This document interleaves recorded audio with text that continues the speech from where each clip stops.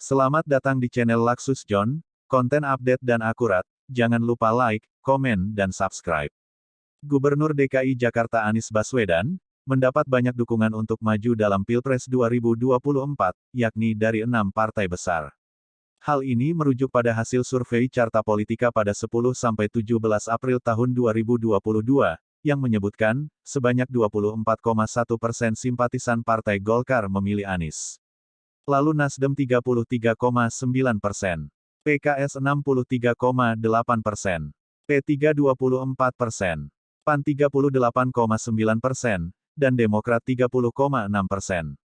Selain mendukung Anies, suara simpatisan di beberapa partai tersebut juga terpecah untuk beberapa tokoh politik lainnya. Namun, kebanyakan dari mereka justru tidak mendukung ketua umumnya.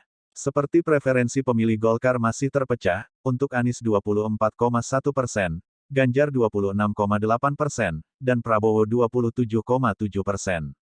Jadi ada 3 nama yang dijagokan, yang memilih Airlangga hanya 7,1%.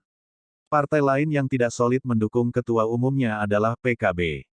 Partai berbasis suara NU itu mayoritas mendukung Ganjar Pranowo dengan 25,8%, diikuti oleh Khofifah Indar Parawansa 22,5%, dan Anies Baswedan 19,2%. Sementara untuk PDI Perjuangan, sebanyak 66,8% menyatakan dukungannya ke Ganjar, dan 6,3% ke Puan. Bahkan ada 11% yang memilih Prabowo. Untuk Nasdem, suara pemilih partai yang diketuai oleh Surya Paloh itu masih terpecah.